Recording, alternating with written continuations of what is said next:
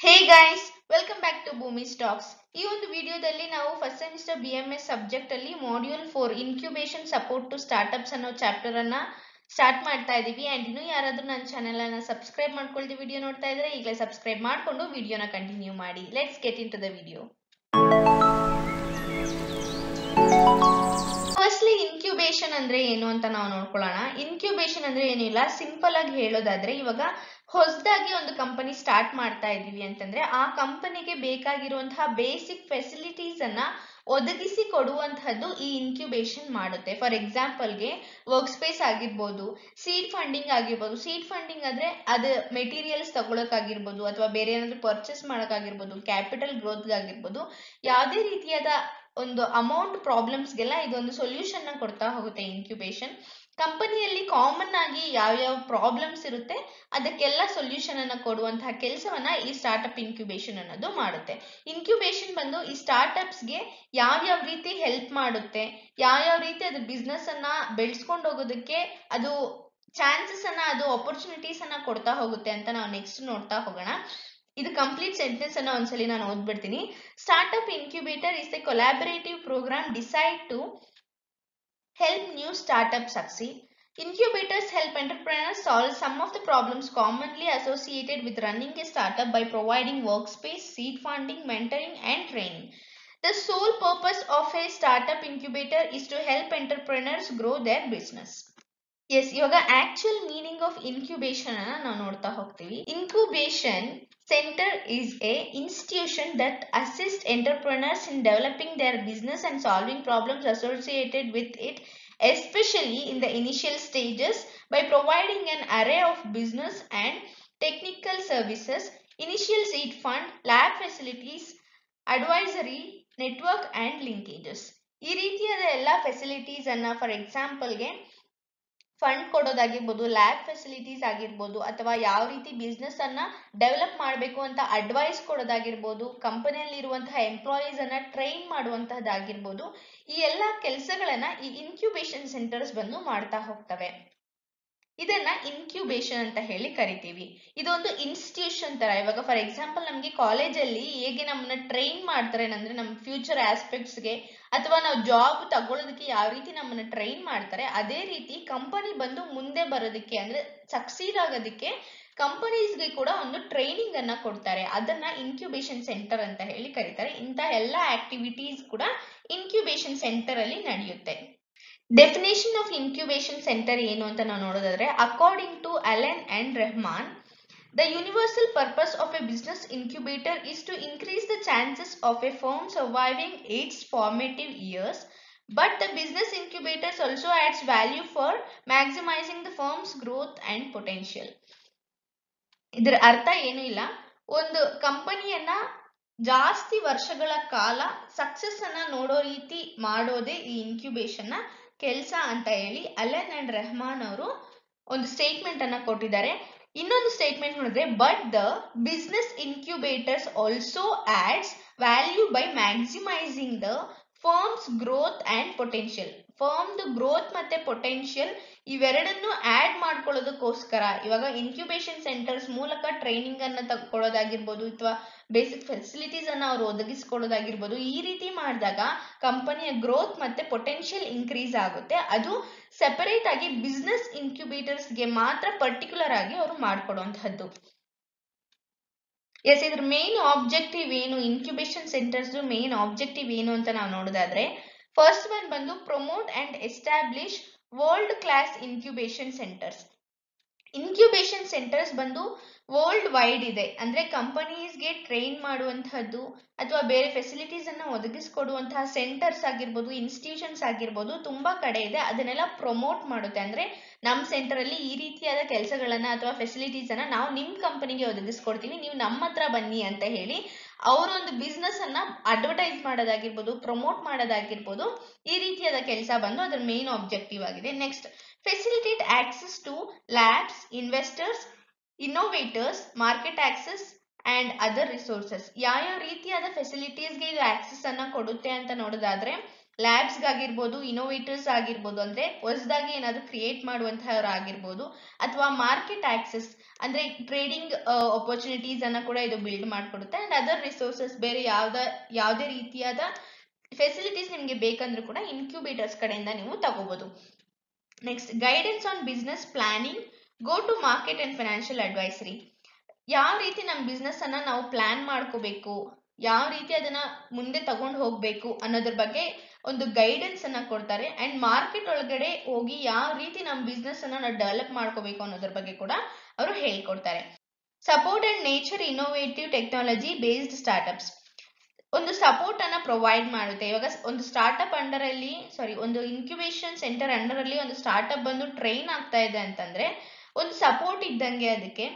ಯಾವ ರೀತಿ ಅದು ಡೈರೆಕ್ಟ್ ಅಲ್ಲಿ ಹೋಗ್ಬೇಕು, ಯಾವ ರೀತಿ ಅದನ್ನ ಡೈರೆಕ್ಟ್ ಮಾಡಬೇಕು ಅನ್ನೋದು ಬಂದು ಈ ಇನ್ಕ್ಯುಬೇಷನ್ ಸೆಂಟರ್ಸ್ಗೆ ಚೆನ್ನಾಗಿ ಗೊತ್ತಿರುತ್ತೆ. ಆ ರೀತಿ ಡೈರೆಕ್ಟ್ ಮಾಡಿದಾಗ ಸ್ಟಾರ್ಟ್ಅಪ್ಸ್ ಕೂಡ ಬೇಗ ಮುಂದೆ ಬರುವಂತಹ ಚಾನ್ಸಸ್ ಜಾಸ್ತಿ ಇದೆ.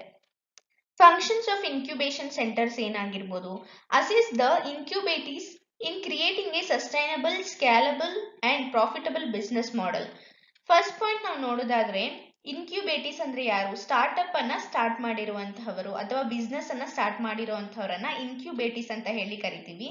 ಅವರು ಹೇಗೆ ಸಸ್ಟೈನಬಲ್ ಆಗಿ ಮಾರ್ಕೆಟ್ ಅಲ್ಲಿ ಇರಬೇಕು ಅಂಡ್ ಸ್ಕೇಲಬಲ್ ಆಗಿ ಹೇಗೆ ಇರಬೇಕು, ಅವ್ರ ಪ್ರಾಫಿಟ್ ಮ್ಯಾಕ್ಸಿಮೈಸೇಷನ್ ಹೆಂಗ್ ಮಾಡಬೇಕು, ಅವ್ರ ಬಿಸ್ನೆಸ್ ನ ಹೆಂಗೆ ಕೊಂಡೊಯ್ಬೇಕು ಅನ್ನೋದು ಇನ್ಕ್ಯುಬೇಷನ್ ಸೆಂಟರ್ ನ ಫಸ್ಟ್ ಫಂಕ್ಷನ್ ಆಗಿದೆ. Next, provide physical infrastructure and value added support services. Physical infrastructure ಅಂತಂದ್ರೆ ಬಿಲ್ಡಿಂಗ್ ನ ಕಟ್ಕೊಡೋದಾಗಿರ್ಬೋದು, ಅಥವಾ ಬೇರೆ ಯಾವ್ದಾದ್ರು ಸರ್ವಿಸಸ್ ಬೇಕಿದ್ರೆ ಆ ಸರ್ವಿಸಸ್ ನ ಒದಗಿಸಿ ಕೊಡುವಂತಹ ಕೆಲಸವನ್ನ ಈ ಇನ್ಕ್ಯುಬೇಷನ್ ಸೆಂಟರ್ ಮಾಡುತ್ತೆ.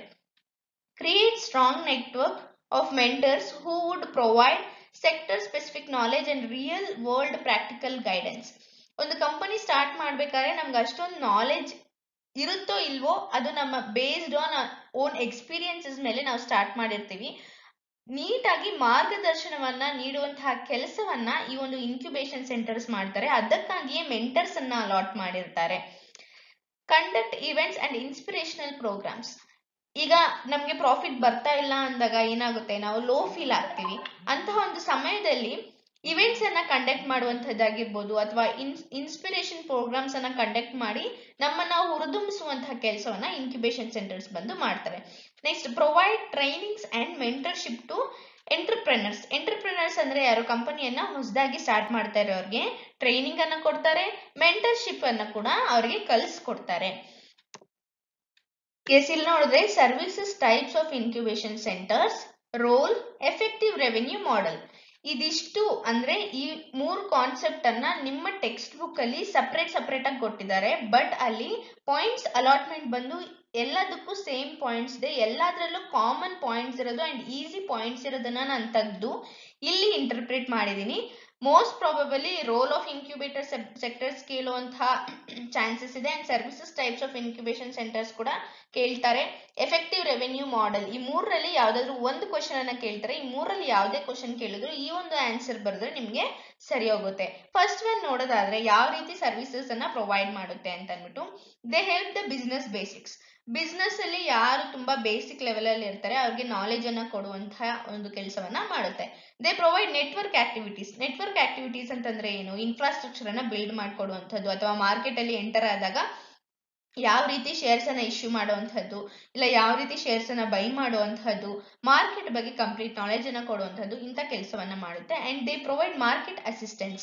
ಹೇಳಿದ್ನಲ್ಲ, ಮಾರ್ಕೆಟ್ ಅಸಿಸ್ಟೆನ್ಸ್ ಅಂತಂದ್ರೆ ಮಾರ್ಕೆಟ್ ಅಲ್ಲಿ ಯಾವ ರೀತಿ ನಾವು ನಮ್ಮ ಟ್ರೇಡಿಂಗ್ ಆಕ್ಟಿವಿಟೀಸ್ ಅನ್ನ ಕಂಡಕ್ಟ್ ಮಾಡಬೇಕು ಅನ್ನೋದನ್ನ ಹೇಳ್ಕೊಡುತ್ತೆ, ಒಂದು ಅಸಿಸ್ಟೆನ್ಸ್ ಅನ್ನ ನಮ್ಗೆ ಕೊಡುತ್ತೆ. Next, incubator helps in market research. Market research ಅಂದ್ರೆ ಏನು? ಯಾವ ಶೇರ್ ತಗೊಂಡ್ರೆ ನಮ್ಗೆ ಎಷ್ಟು ಲಾಭ ಬರುತ್ತೆ, ಯಾವ ಶೇರ್ ತಗೊಂಡ್ರೆ ನಮ್ಗೆ ಎಷ್ಟು ಲಾಭ ಆಗುತ್ತೆ, ಯಾವ ಶೇರ್ ನ ಇಶ್ಯೂ ಮಾಡಿದ್ರೆ ನಮ್ಗೆ ಎಷ್ಟು ಲಾಭ ಬರುತ್ತೆ ಅನ್ನೋದ್ರ ಮೇಲೆ ರಿಸರ್ಚ್ ಅನ್ನ ಮಾಡುವಂತಹ ಕೆಲಸವನ್ನ ಮಾಡುತ್ತೆ. ಅಂದ್ರೆ ಆ ರೀತಿಯಾದ ಕೆಲಸಗಳನ್ನ ಮಾಡೋದಕ್ಕೆ ಹೆಲ್ಪ್ ಮಾಡುತ್ತೆ incubator centres. And high speed internet access. High speed ಅಲ್ಲಿ ಇಂಟರ್ನೆಟ್ ಆಕ್ಸೆಸ್ ಅನ್ನ ಲಭಿಸುವಂತಹ ಕೆಲಸವನ್ನ ಇನ್ಕ್ಯುಬೇಷನ್ ಸೆಂಟರ್ ಮಾಡುತ್ತೆ. And accounting and financial management. ಯಾವ ರೀತಿ ನಮ್ಮ ಕಂಪನಿಯಲ್ಲಿರುವ ಅಕೌಂಟ್ಸ್ ಅನ್ನ ಅಂಡ್ ಫೈನಾನ್ಸ್ ಅನ್ನ ಮ್ಯಾನೇಜ್ ಮಾಡಬೇಕು ಅನ್ನೋದನ್ನ ಕೂಡ ಹೇಳ್ಕೊಡುತ್ತೆ. Next, bank loans, loan funds, guarantee programmes.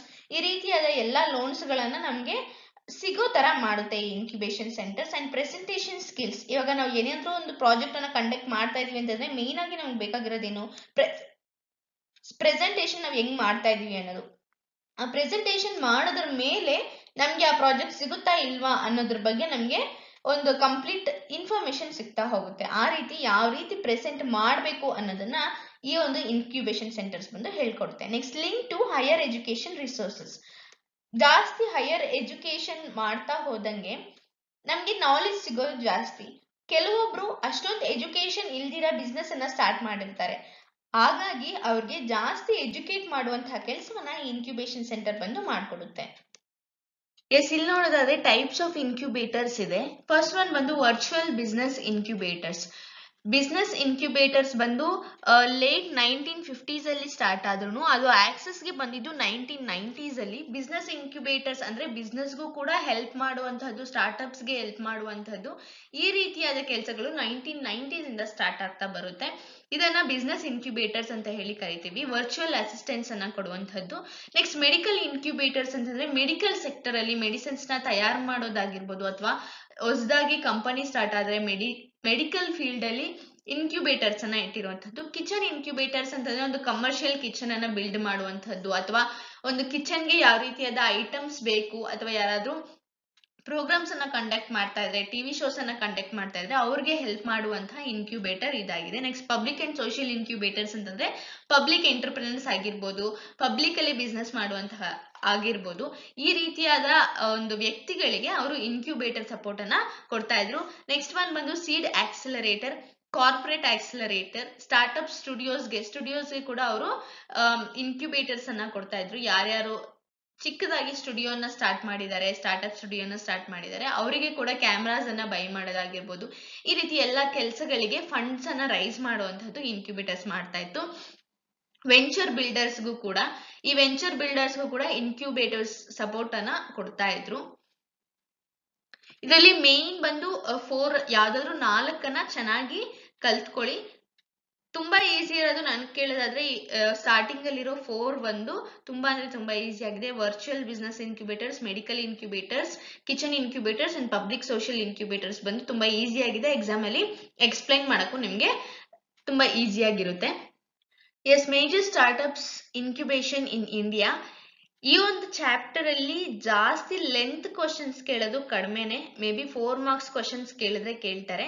4 marks ಕ್ವಶನ್ಗೆ ರೋಲ್ ಆಫ್ ಇನ್ಕ್ಯುಬೇಷನ್ ಹೇಳಿದ್ನಲ್ಲ, ಅದನ್ನ ಓದ್ಕೊಂಡ್ರೆ ಸಾಕು. ಅಂಡ್ ಈ ಚಾಪ್ಟರ್ ಅಲ್ಲಿ ಬಂದು ಜಾಸ್ತಿ ಇನ್ಫಾರ್ಮೇಶನ್ ಅನ್ನ ನಮಗೆ ಕೊಡ್ತಾ ಇದೆ. ಅಂದ್ರೆ ನಮ್ಮ ಪರ್ಸನಲ್ ಗ್ರೋತ್ಗೋಸ್ಕರ ಈ ಚಾಪ್ಟರ್ ಅನ್ನ ಓದಿದ್ರೆ ನಮ್ಗೆ ಅಡ್ವಾಂಟೇಜ್ ಆಗಿರುತ್ತೆ. But exam point of view ನಾವು ನೋಡೋದಾದ್ರೆ ಅಷ್ಟೊಂದು ವೇಟೇಜ್ ಬಂದು ಈ ಚಾಪ್ಟರ್ಗೆ ಇಲ್ಲ. 4 ಮಾರ್ಕ್ಸ್ಗೆ 2 ಮಾರ್ಕ್ಸ್ಗೆ ವೇಟೇಜ್ ಇದೆ, 12 ಮಾರ್ಕ್ಸ್ಗೆ ಅಷ್ಟೊಂದು ವೇಟೇಜ್ ಇಲ್ಲ.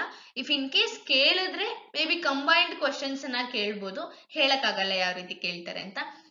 Major startup incubation in India ನಾವು ನೋಡೋದಾದ್ರೆ ಯಾವ್ದ್ಯಾವ್ದಿದೆ ಅಂತ. ಅಂಡ್ ಇದಕ್ಕೆ ಯಾವುದೇ ರೀತಿಯಾದ ಎಕ್ಸ್ಪ್ಲನೇಷನ್ಸ್ ಅನ್ನ ಕೇಳಲ್ಲ. ಜಸ್ಟ್ ಅಮಿಟಿ ಇನೋವೇಷನ್ ಇನ್ಕ್ಯುಬೇಟರ್ಗೆ ಮಾತ್ರ 2 ಮಾರ್ಕ್ಸ್ ಕೇಳಿದ್ರೆ ಕೇಳ್ತಾರೆ, ಇಲ್ಲ ಅಂತಂದ್ರೆ ಅದನ್ನು ಕೇಳಲ್ಲ. ನನ್ಗೆ ಗೊತ್ತಿರೋ ಪ್ರಕಾರ ನಾನು ಓದಿದಾಗ ಈ ಒಂದು ಚಾಪ್ಟರ್ ಇಂದ ಒಂದೇ ಒಂದು ಕ್ವಶನ್ ಕೂಡ ರೈಸ್ ಆಗಿರ್ಲಿಲ್ಲ. ಇವಾಗ್ಲೂ ರೈಸ್ ಆಗಲ್ಲ ಅಂತ ಅನ್ಕೊಂಡಿದೀನಿ, ಬಿಕಾಸ್ ಇದು ನಮ್ಮ ಪರ್ಸನಲ್ ನಾಲೆಜ್ಗೋಸ್ಕರ ಇಟ್ಟಿರುವಂತಹ ಚಾಪ್ಟರ್ ಆಗಿದೆ. ನೆಕ್ಸ್ಟ್ 5th ಚಾಪ್ಟರ್ ಇದೆಲ್ಲ, ಅದರಿಂದ ಕ್ವಶನ್ಸ್ ಕೇಳುವಂತಹ ಚಾನ್ಸಸ್ ಬಂದು ಜಾಸ್ತಿ ಇದೆ. ಫಸ್ಟ್ ಈ ಪಾಯಿಂಟ್ಸ್ ಅನ್ನ ಓದ್ಬಿಡೋಣ. Amity innovation incubator, angel prime centre of innovation incubation and entrepreneurship was set up by IIM Ahmedabad, IIN Incubator, iCreate, Indavest, Kosala Labs, NSRCEL, science and technology entrepreneurship park. ಇದಿಷ್ಟು ಬಂದು ಇಂಡಿಯಾದಲ್ಲಿ ಇರುವಂತಹ major startups ಆಗಿದೆ. And thank you so much for watching this video. ಈ ಒಂದು chapter ಬಂದು ತುಂಬಾ ಚಿಕ್ಕದಾಗಿದೆ ಅಂಡ್ ಯಾವ್ದು ಎಕ್ಸಾಮ್ ಪಾಯಿಂಟ್ ಆಫ್ ವ್ಯೂ ನಿಮ್ಗೆ ತುಂಬಾ ಇಂಪಾರ್ಟೆಂಟ್ ಆಗಿದೆ ಆ ಒಂದು ಕ್ವಶನ್ಸ್ ನ ಮಾತ್ರ ನಾನು ಇಂಟರ್ಪ್ರಿಟ್ ಮಾಡಿದ್ದೀನಿ. ನಿಮ್ಗೆ ಇನ್ನೂ ಬೇಕಾದ್ರೆ ನಿಮ್ ಟೆಕ್ಸ್ಟ್ ಬುಕ್ ಅನ್ನ ರೆಫರ್ ಮಾಡ್ಬೋದು.